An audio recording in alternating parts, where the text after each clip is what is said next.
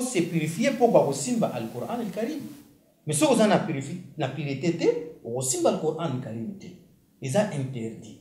Ils allaient pour rendre sacrément na yango. C'est pour dire que non, ils allaient livrer il y a distinction et c'est distinguer na ba livre mususu oyo biso moto zo komana maele na biso soit na ba mbongo oyo ezali illicite que komana ngo livre. Donc livre oyo ezali sacré, il faut bon sacrément nango, il faut emona na palpablement. Liboso ya bato nyonso to ndi wana valeur nango ko ya koyebana. Yango le monde balobi, il faut se purifier avant simba al-Qur'an al-Karim. Surtout les textes, tant bazo ba al-Qur'an al-Karim bazo lo ba texte écrit. Mais bazo lo ba les papiers ou bien l'ouverture te. Bazo lo ba les papiers te, l'ouverture te, les contenus. Donc ba texte écrit. Donc il ne faut jamais toucher les textes écrits. Mais beaucoup qu'on voit ba texte wana, pour rendre yango pe en arabe, chrétien pe apo so mani pe yango. Akena ngo nanda, abandi ko zape orientation na ndenge nzambe alobi hudan linas. Ezali guidance ya bato, orientation pour na bato. Akoko zango ya français, akoko yango ya swahili, akoko zango ya anglais, akena ngo nanda kunaye, soka maîtrisant anglais très bien, abandi ko tanga traduction wana anglaise pour aluka solution na makambo e comédie. C'est fort possible. Ils ont interdit. Et il est des droits aussi, malgré tout chrétien. Malgré tout non musulman, il est des droits. Valérie Ami Balé, on te lobby des centaines du Coran, de Valérie Sanza O, Yaliboso. Valérie Ami Balé, Nakati Awa, Nziamba Lobi Nini Alobi, Famani Shahida Minkum Shahara Faliasumuhu. Mutu nyonso tu o abo témoigner que Sanza Yango et Bandi et Sengeli a gêné pour na Sanza Wana. Donc, gêne. Il y a 4 il y a Sanza Oyo, et la deuxième valeur, il y a Sanza ya Ramadan. Donc, nous tous la gêne dans 4 il y a Sanza ya Ramadan, azo rendre valeur Sanza Oyo.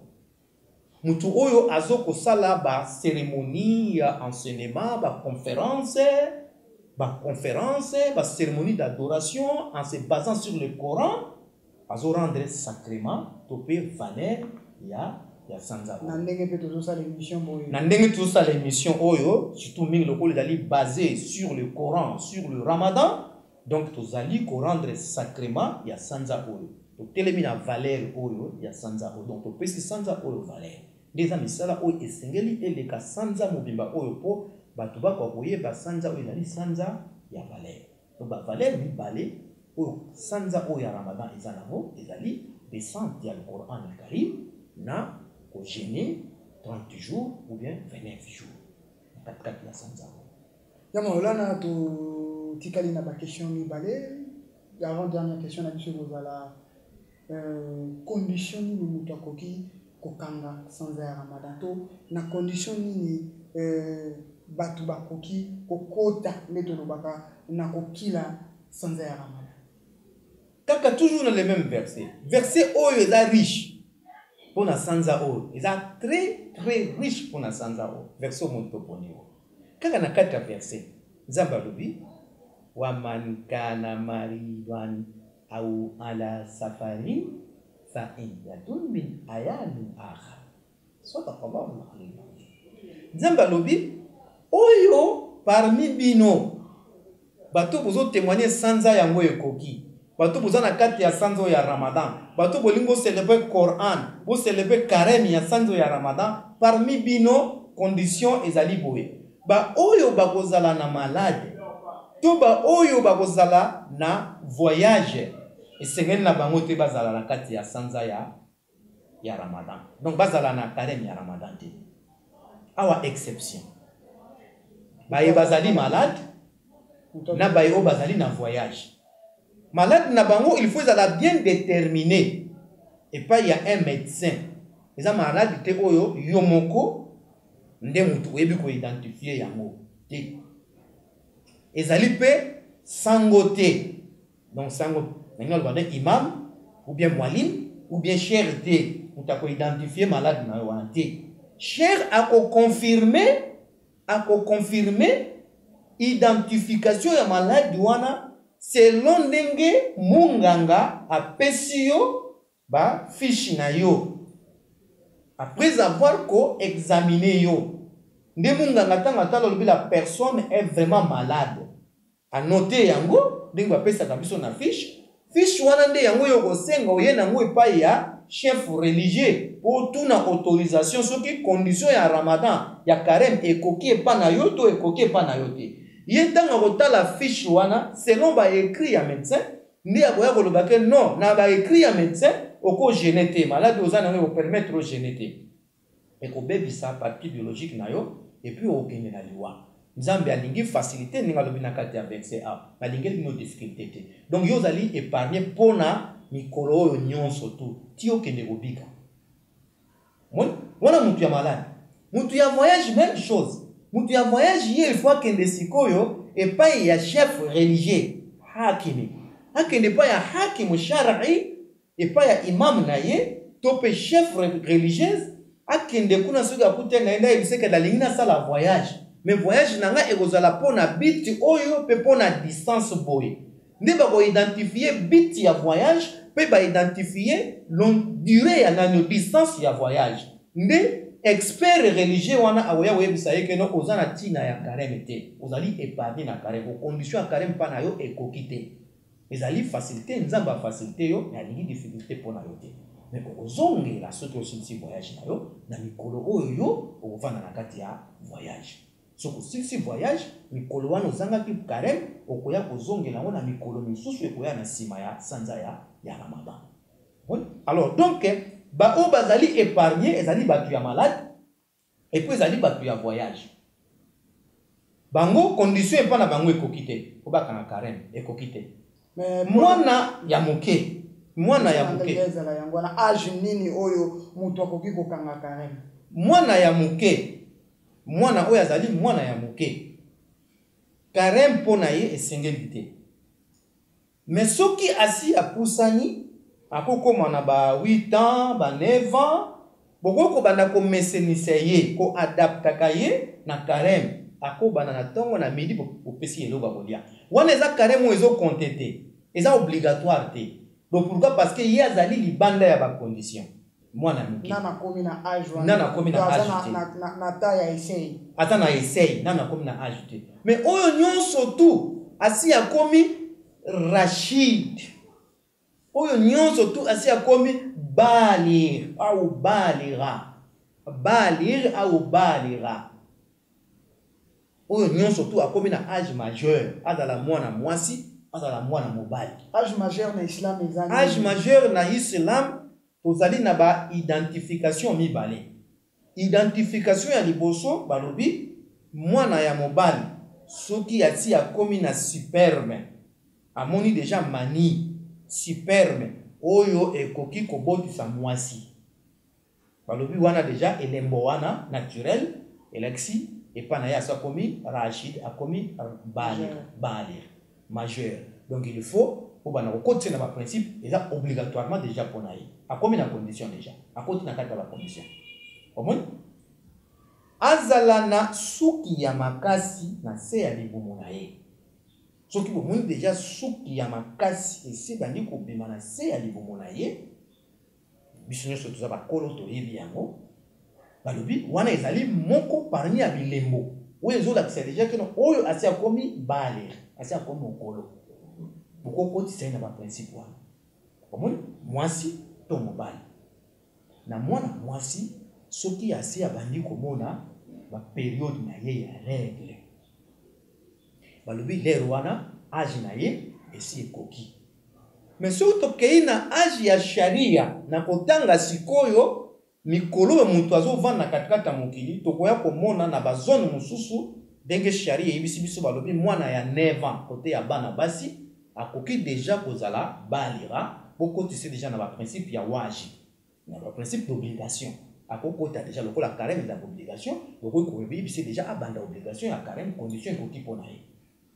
Mwana ya mobali soki akomi na 14 ans akomi na 14 ans alors les wana bokoki pe koyebisa ye déjà que non pour le moment aussi okomi déjà balir okota déjà na kati ba principe na kati ba condition obanda déjà ba obligation na yo wana na sharia ndio monde balobi 9 ans pona mwana mwasi et puis 14 ans pona mwana mobali mais na basine naturel nde na uti kolakisa bino oyo mwana mobali akokomona na oyo mwana mwasi akokomona wana nde lakisi deja bango bakokota na kati ya carême mais avant komona basine wana azali lisusu na droit te azali na condition te bango nde condition epa na bango ekoki te donc carême esengelami te na lotomo donc obligation eza mpona bango te à part moto ya voyage moto aza malade mwana mokie oyo aza na age wana te bato mosusu to mpe eloko mosusu eza te bacondition mpona bazali mosusu bazali lokola mwasi oyo azomelisa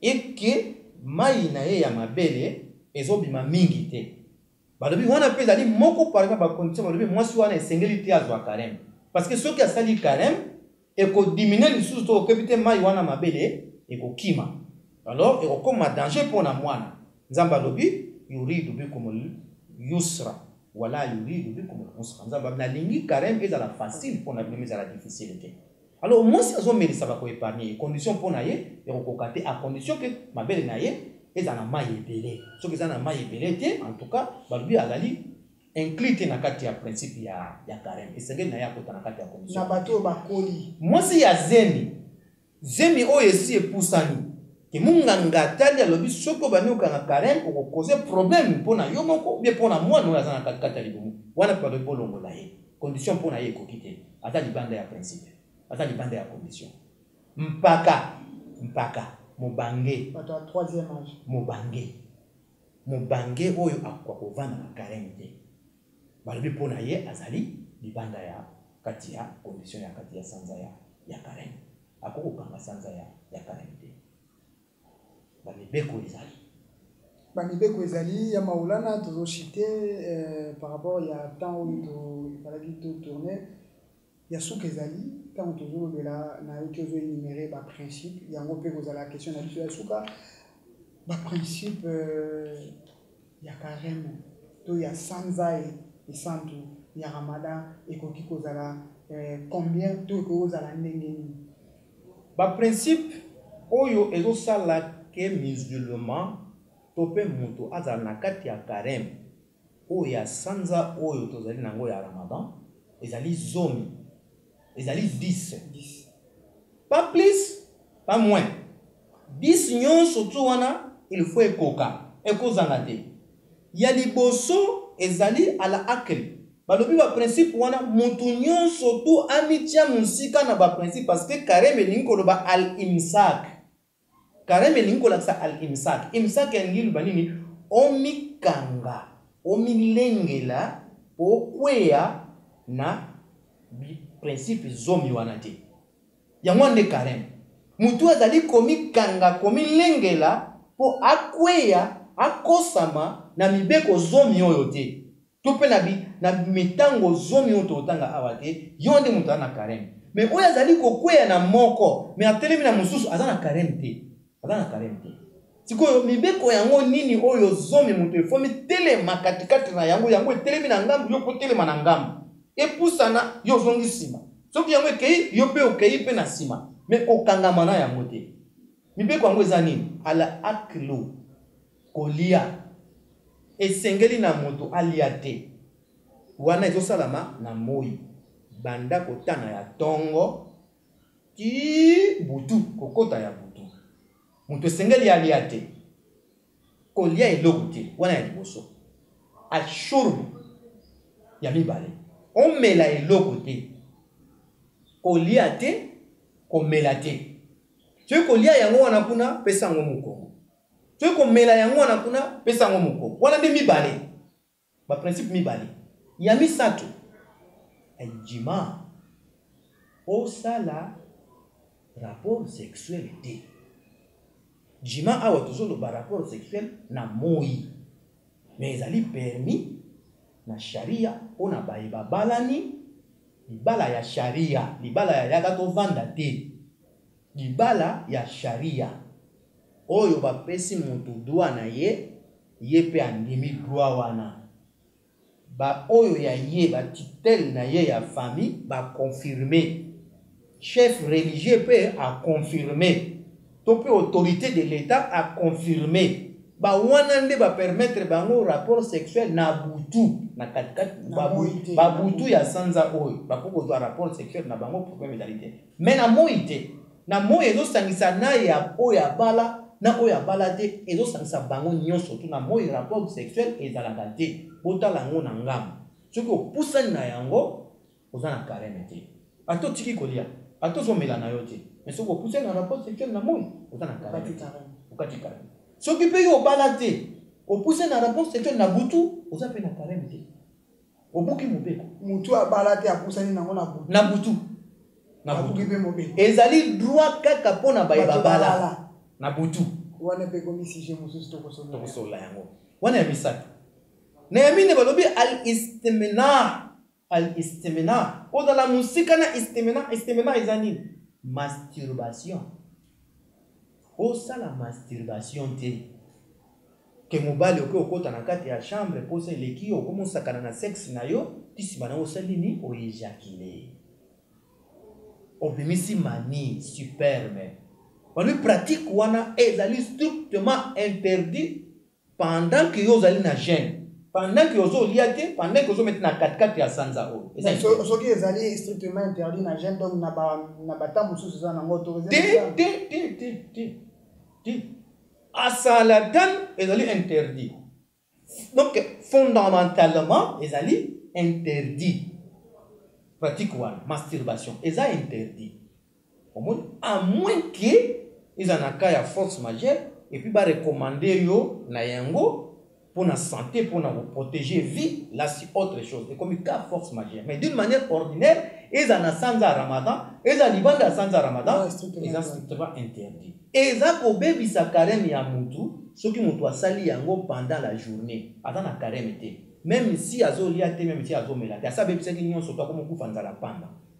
5e condition, al-ifra al-kizbi ala Allahi أو النبي أو الأئمة أو فاطمة الزهراء عليه الصلاة والسلام. Balbi kobuka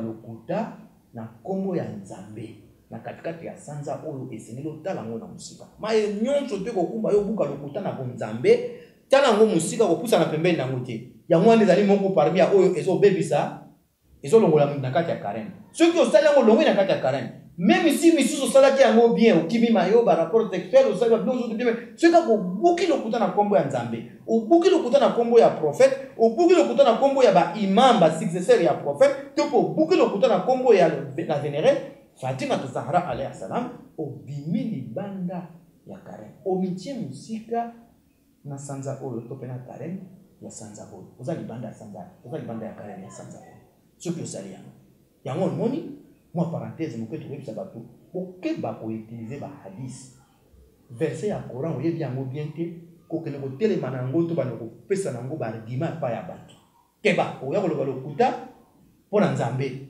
ebe bisi carême na yo hadith on maîtriser na yo hadith malamu te ko kele telema na ngo na mimba te na kati ya sanzo ya Ramadan on maîtriser hadith wana te ozo iba ngo bi hadith ezali bien te ba contester yango mais ozo loba yango keba obuka lokuta pona nabi et bien c'est carême na yo sans qu'il y ait wana ezali na motango ya 6 pendant 5 6e tolobi isal le rubal al ghaliz fi al halq kozwa milinga tope poussière ebele ekota yo bato basala na machine ya mabaya bato basala na machine ya fufu bato bazali kolamba azoko kokalinga mafuta na kati ya cuisine soki milinga wana ba vapeur ekoti yo ebele omona ngo eya ko créer ba couche moko na kati ya gorge palbi soki ko sentir couche wana ya vapeur soit ya mafuta na kati ya gorge na yo babiler wana carême na yo ebeli yango no moni bato mingi balamba kana kati ya période ko bachaka kashine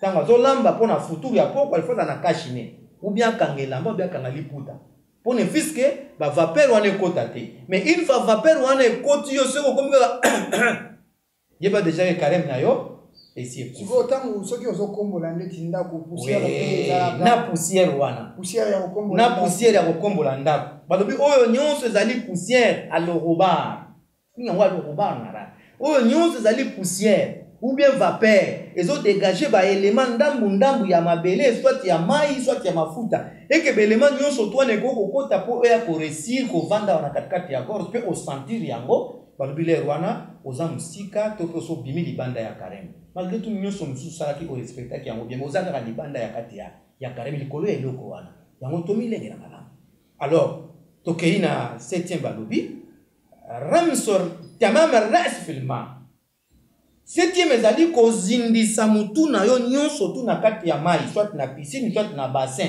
ya mai ozindisi mutu na yo nyonso tu pona rafraîchissement oza na fatigue mino lingi mwa fraîcheur mwa bamuke ozi mutu na yo okoti na kati ya cantine obimisi olingisi balobi yeba oza libanda ya kati ya jeune ya carême kozwa mutu na yo toloba pe kosokola ndeti na piscine oke konager kosokola na piscine eza eloko mosusu kosokola piscine eza eloko mosusu kosokola na kati ya douche soko pe okiti mutu pe mai kokota te okomela kosokola na kati ya piscine okokota nzoto nyonso tu yo mo okoti nzoto nyonso komona aba lobi nini rams tamam ras batangi ya parti oyo ya mutu okotisa parti oyo ya mutu mais kosukola normal ndenge mutu osukola normal soit na ndenge ya koplonger piscine soit kosukola na katikati ya douche soit kosukola na kati ya cantine obi on les a permis ezali problème te n'importe quelle heure à n'importe quelle heure que ba mito yo ka ba musulman na sanza ka ya ramada ba sokola rati à part ma ya ba milika na bango te zali ndenge wana te ko sokola o ba pekisi na kati ya sanza zali ko sokola pona ko benga na fatigue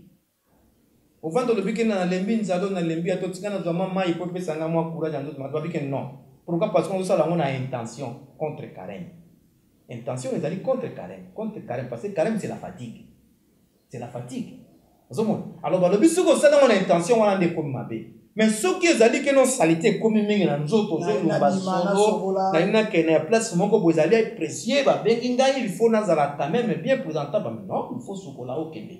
Carême ko rendre bino tâche difficile te ezali pour na rendre bino facile denza balobi na kati ya verset 185 la sourate 2. Tout ça continue toujours na kati na makawana. Alors il y a 8e balobi بكاء والاستمرار على الجنابة أو الحيض أو النفاس إلى آذان الصبح.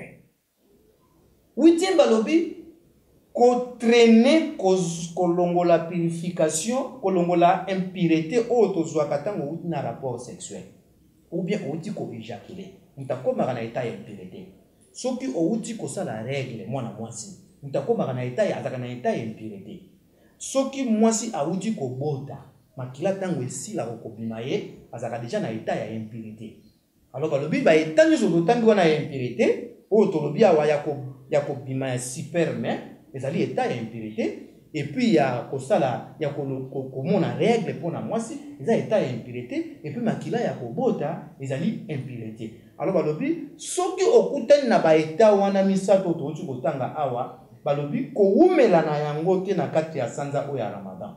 Il faut ça la nyonso se purifier avant tongo etana. O le kan directement na purification. Tongo ekuta yo na eta wana te. Siko ya maula na question nanga ko na cadre ya mutu alali et arrivera pe na bana mibali a municipalment surtout ki na tongo asalaki rapport sexuel na mwasité mais alali ebimiye na cadre wana akoyi ko sala ni na tsanza o ya Ramadan. Bon, wana ezali principe wana ezali na ba branche spéciale ezali na ba branche moko spécialisée donc question wana na lobby eza question moko ezali vraiment très spécifique alors to kozwila ngo temps na émission mutu ekolanda poto expliquer yango malam po esengeli bato bayeba parce que mutu mususu alalaki na intention ya monaki super mais wana yebi yango ebimaki ye mais alali alors tango akanisaki akolamuka mais alamuki te tongo etani mais amonaki yango eza na condition de niveau ya appliquer eza na mususu pe alali da ya alalaki ayebi na ete ki alamuki ndenge poser question wana pona ko répondre na yango na ona yo poser wana akosukola soki asukoli na tongo a continuer carême na ye parce que alalaki na intention ya wana ti ayo kosutuka na kati donc a continuer carême na ye to ko na 9e na 9e nde tolobi taamul qi ko sanza ya lokuta ko sanza non ko sanza ya lokuta na vomissement provoqué donc mutu ye moko atie loboko na monoko pour ne sifika sa nini abomi. Par exemple, banda aliaki na butu asantaki lokola eloko mo ekangamaki na gorge. Et asali erreur na mo itika luka mo etu na toucher yango elongwa ekende. Omon abandi ko forcer mon sapina et que aye ko vomir, aye ko sanza. Carême exactement. Carême bébé. Donc wana bimi libanda carême. Parce que vomissement wana oya sali ezali provoquer. Ba vomissement provoquer yango ndezo longola mutu na kati ya carême. Mais soki a sentir nausée et que a sanzi normal sans provocation, c'est normal. C'est normal. Azana kati ya carême on continue carême na ye. Yango ba lobi ata un mode. Donc au sala yango expressement. Dès que nous sommes à la coquille, la personne nous a senti il vous permettre d'attiquer carême, à fond la carême, pour sentir quatre carême. Allié moi que pour provoquer les camomoko ou à sanda. On a ça dans votre temps moderne. Volontairement. Alors on a le bi carême naé et il kufa. Mais où y a sali yango, il banda ya wana, on continue carême naé. Où y est lié, il banda ya wana carême naé et on continue. Et à souka balobi al hek na double mai, il sewai au bil mai. Balobi kotongola. Oji produit mon koboye, otie na pompe, ndio bali kotongola ngo na nzela ya sima. Alors babi wana carême na yo ekufi. Siko na mutu oyo bakoki azui asali moi fièvre. Fièvre oyo ezali ke bakoki kobeta etonga. Oui. Na moi. Oui. Carême ezali to ezali. Wana ba expert. Ba expert auto zali na bango ba mariage misusu ba keseni. Bo keseni koti entre ba expert. Ba expert musu ba lobi te. Esengeli na yete abeta tonga wana. Esengeli na ya tika la ndenge wana abeta tonga. Ti e mususu tango ya kofungola. Ti ya kofungola. Ba misusu ba lobi ke non. Soki ezali kisi pona malade, ezali produit médical oyo ekokende kotake malade microbe na katikati ya nzoto. Bagwana ezali problème te. Carême ya mutu ezali na. Mais soki ezali produit ezali ya vitamine. Ezali produit ya vitamine. 10 pe ya sucre nde tote koloba. Alhek na tu bisiawali au bilmai. Mutu atongola. Azui produit atongoli na sima. Carême na ye bébé. Na kolanda oyo lobi soki mutu abeti tonga. Et que tonga wana ba beti ezali ya vitamine nde ba expert mingi balobi wana carême ezali ya kufa abomi carême na ye.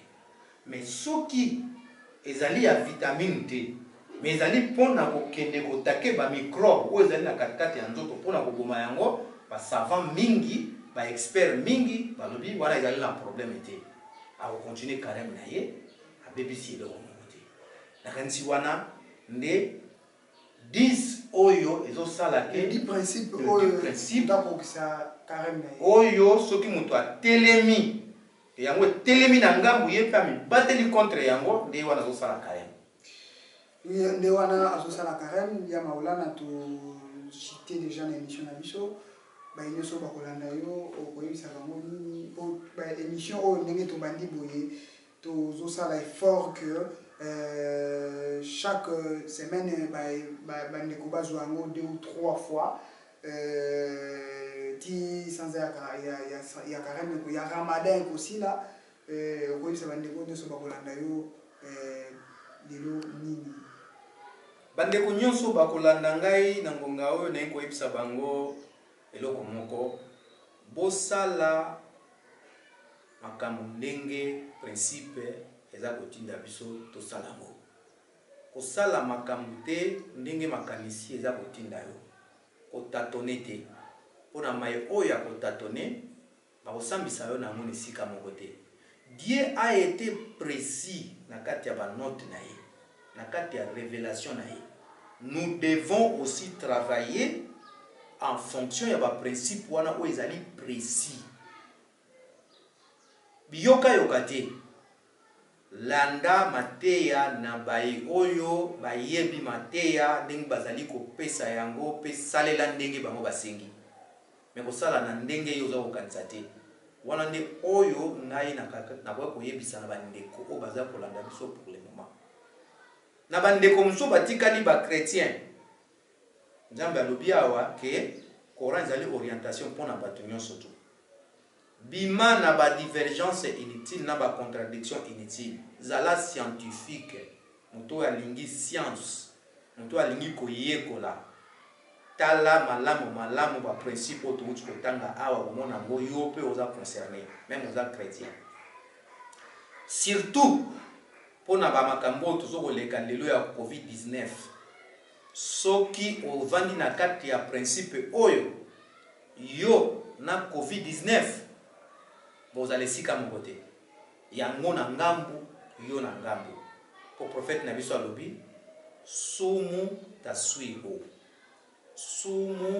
taswiho sala jeune okozwa bokolongonu ya nzoto okozwa bokolongonu ya santé soko lingi malade te yekola jeune za na kati ya jeune ne bande tulubaki ezali kozongisa mutu na état initial pour ne fiske communion o ezalaka entre mutu na nzambe eko kozonga obo fixe pe nzambe aba kosala na yo oyo azali na mona makanisi na ye yo pe okwa kozwa epai ya nzambe oyo ozali koluka epai na ye na ndenge wana nde na kopesa bino soto merci na kolandela bino pe na koloba salamu alaikum wa rahmatullahi ta'ala wa barakatuh.